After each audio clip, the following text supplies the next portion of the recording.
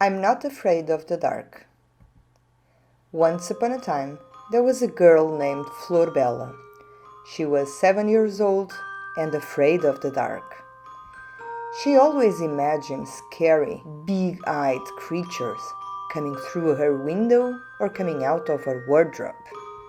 And she was ashamed to talk to her friends at school. Only 2 people knew, her mummies.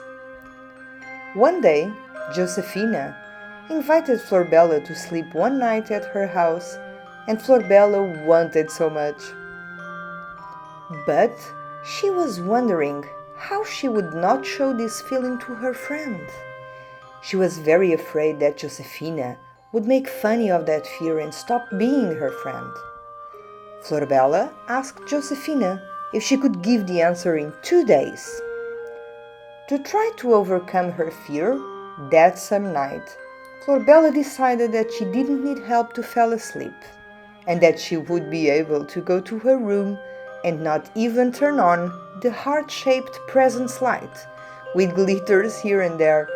What a challenge it would be! As soon as she finished dinner, Florbela went to wash her little teeth while thinking for herself, "I'm going to be able. I'm going to be able. I'm going to be able." While she saw through the reflection of the mirror her orange pajama in purple stripes, it was her favorite.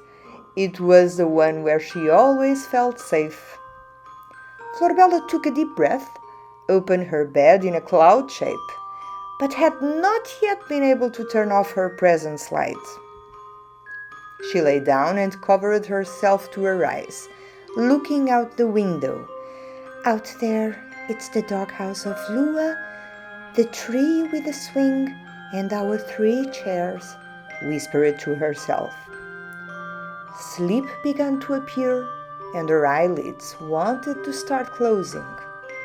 But Florbela looked at the wardrobe that was half open, and her imagination began to see some red eyes and a few long fingers.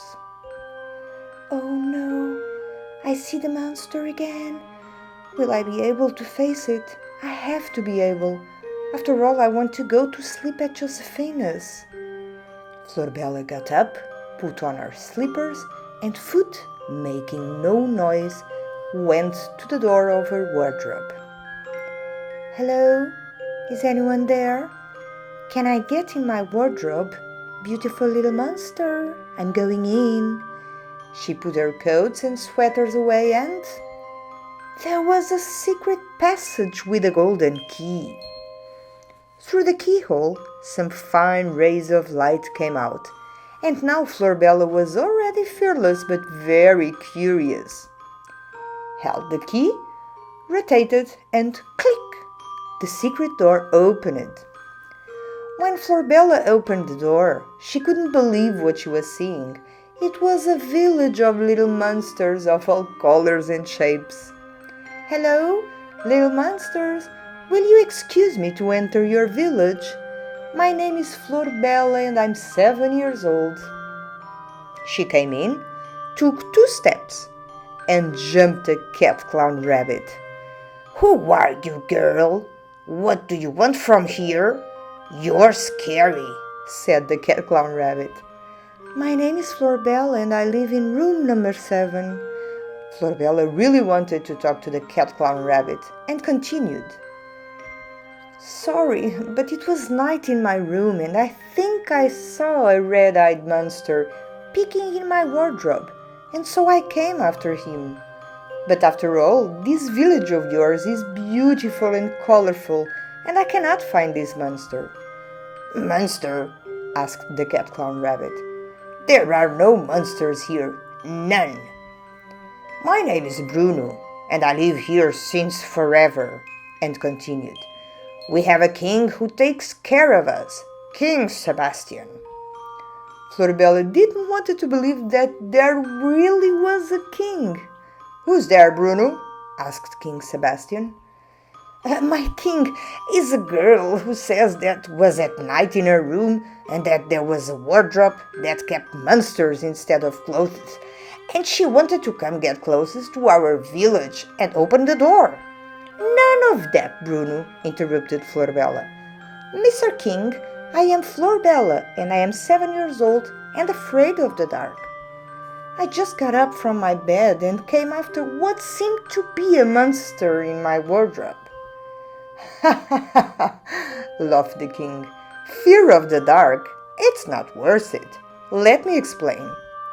When we go to bed, we are so tired of our day that until sleep appears, the shapes and colors of children's room seem to turn into scary things.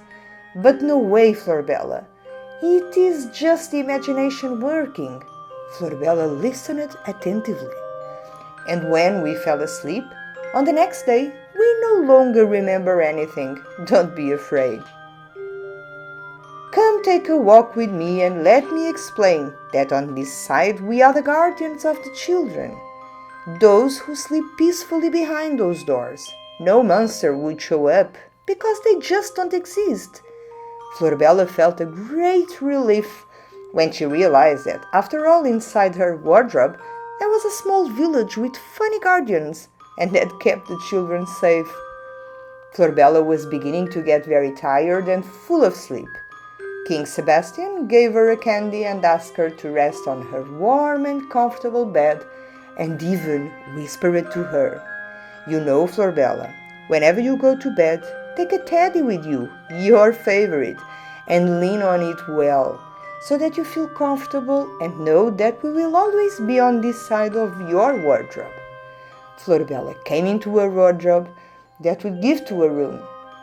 She left, closed the door, and went back to her bed. That bed never felt as good as that night. Before she fell asleep, she looked at her wardrobe differently and smiled. In an instant, she fell asleep, thinking about the big yes she was going to tell her friend Josefina to go to sleep at her house.